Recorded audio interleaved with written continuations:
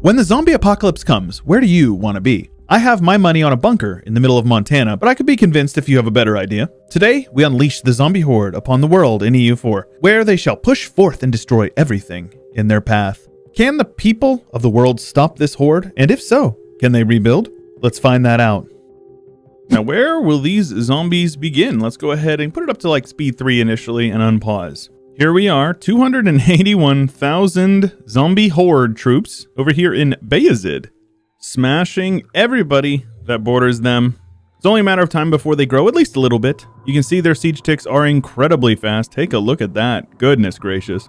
They instantly annex every province that they take, but every province that is sieged down by their enemies in war will then be voided. So the idea is that it basically depopulates the area, and then it is returned basically to nature. Then after the zombie horde is defeated, if it is defeated, everybody that was at war with the zombie horde at one point will then gain some modifiers that give them some colonization buffs. And they go to war with everybody, and I mean everybody that they border. More wars being declared every month. Taking a look at them, they are a tribal empire that gets 10% core creation cost, very useful. Their technology group is zombie, the religion of zombie here with the Anglican icon. I don't know if that's on purpose, but either way, I think it's kind of funny. Land force limit plus 1000% and minus 100% land maintenance modifier. They have generic national ideas by the looks of it, so nothing interesting there. But their icon's pretty cool. A little scary, honestly. It's a little trippy. I'm not sure how much I like it. Just look how fast they're coming in, swooping through over here and just taking it all over. You can see things like this province here has been sieged back by the Ottomans and then it has been voided. Same with a couple of provinces over here. So basically it means the zombies can't spread here anymore. So essentially it just means the zombies are going to migrate in one direction or the other. Looks like the Ottomans might cut them off over here if they're lucky. The zombie horde has been cut off in the north as well as in the south over here by the Mamluks. They continue to push down into Basra as well as over into Anatolia, possibly a bit into Persia. So we'll see how that goes for them. This is pretty good. They have one rival, and it is Byzantium. Byzantium hates them particularly. They say, all my homies hate zombie hordes. It's not looking so good for a zombie horde. They depopulated most of Anatolia, as well as part of the Levant, all the way into Caucasia, and they are currently marching across Persia. But it looks like Europe, as well as the Ruskies, are safe from the zombie horde. Obviously, Africa should be safe as well. If these zombie hordes can march into India and into China, oh my goodness, the carnage will be epic. And maybe I was mistaken. It appears that the zombies are getting kicked out of Persia, so India and China will be spared. Originally, I said the Ruskies were going to get away with it, but it seems like zombie Eastern Europe has something to say about that. The zombie horde continues to march north. A couple of provinces here and there getting sieged down, but overall seems like they're pushing pretty indiscriminately. Also, how the heck did the Commonwealth form in 1451? I have no idea. I'm not going to ask any questions. It does appear that the zombie horde is slowly getting picked apart. You gotta remember, everybody that they go to war with still remains at war with them. So they're all just marching their men across this wasteland into the zombie horde's land to siege down their provinces. So the question is can the horde spread fast enough that they can outpace their destruction? Oh no, the zombies are in Eastern Europe, but Poland is Central Europe. It's very important to make that distinction. I was told that Poland is not Eastern Europe, it is Central Europe. So it does look like they actually will get into Europe, albeit a little delayed, but they're getting in there. Though you have to remember, as soon as they get over there, they're going to get swarmed by everybody in the Holy Roman Empire, assuming that they reach that, and they'll probably get snuffed out pretty quickly over there. The zombie horde is still pushing through the Tartary steppes over here in Asia, so it doesn't seem like they're done quite yet. I guess it was probably a mistake to point out how cool I thought it was that the Commonwealth formed, because the Commonwealth is essentially gone. It's a couple of provinces down here. It might not last much longer than it already has. However, we definitely have a zombie horde here in Europe. They are ripping through the eastern parts of the Holy Roman Empire. They sieged down Prague. So if you are of legal drinking age, go ahead and pour up your favorite shot and throw it back for Prague. They definitely are being chased. Like I said, basically everybody that they go to war with is chasing them down and sieging back the provinces, though a lot of these smaller tags are certainly getting wiped out. And if they get wiped out, that means they will get sieged down quickly and their armies will no longer be part of it. It's crazy to think that only 17% of you guys are subscribed. In order to fight off the zombie horde, we need you to subscribe to the channel and join us in our fight. And it seems that I was definitely mistaken. I was extremely wrong, and the zombies have invaded and have eaten a large portion of Central Europe here. Southern Germany is essentially gone. So despite the fact that the zombies are at war with like every single nation that you can imagine, they're still doing okay, all things considered.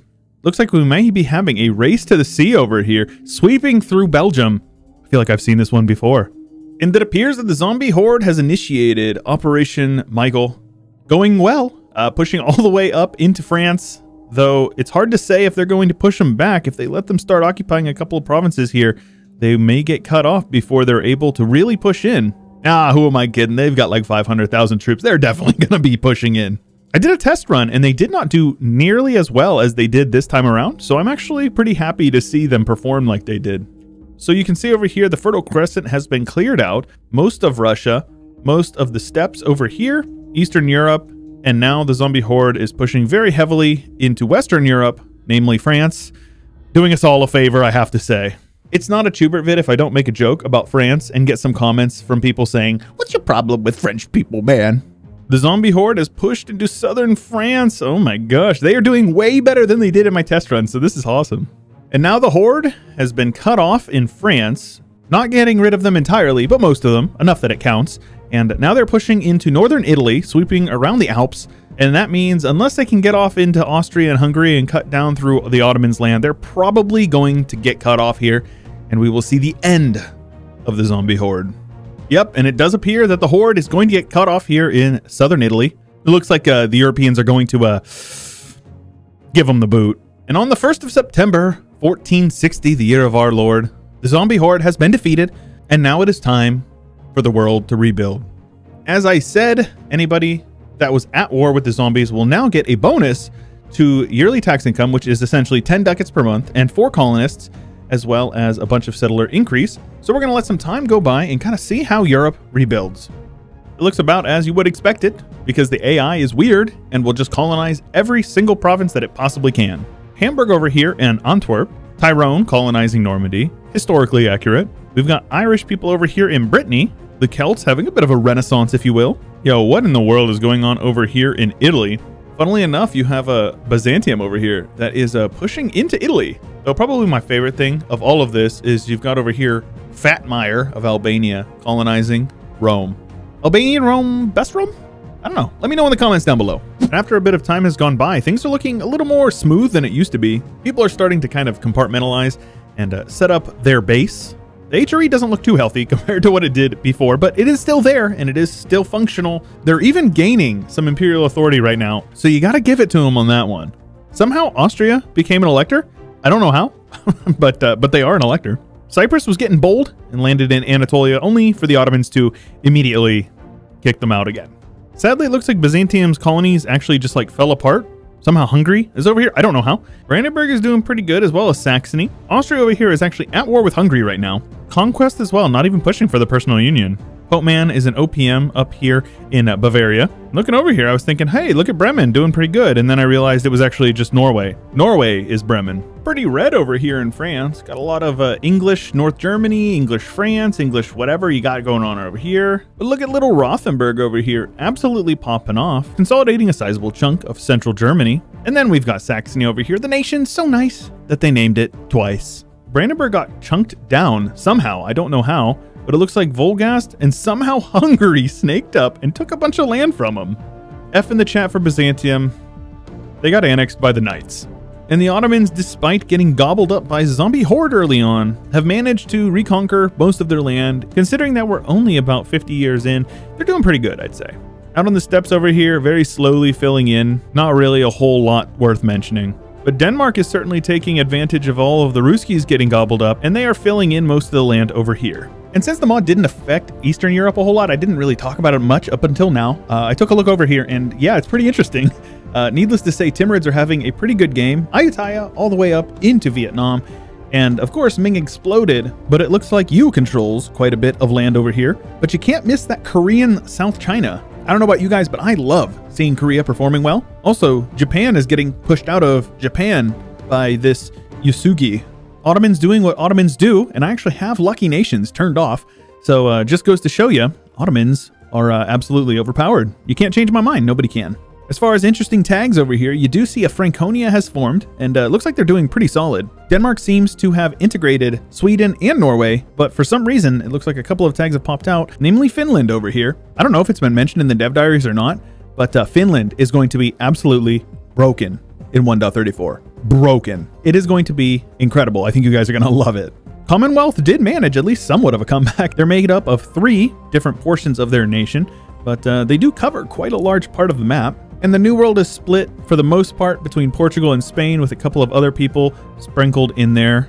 But you can't forget about Hamburg over here, based out of Guyana. And our old friends the Muisca, just hoping that if they stay still, they will not get attacked. And so far, it's worked for them. We do have a strong Maya over here. We've got some Aragon. We've got some Denmark. And some Aztec natives over here doing quite well in Mexico. It does appear that we are starting to see the decline of the Ottomans, and it's about dang time. I assume that Portugal had a personal union on Castile because they full annexed them. So good on you, Portugal.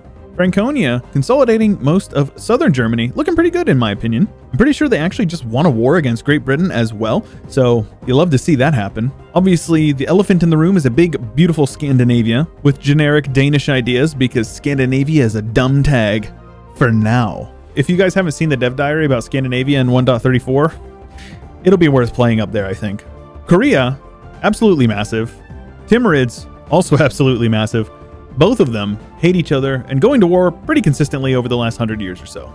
The New World is extremely green. Only this green over here is an Aztec native. Not quite who I would have expected to see all the way up into Alaska, but hey, I'll take it.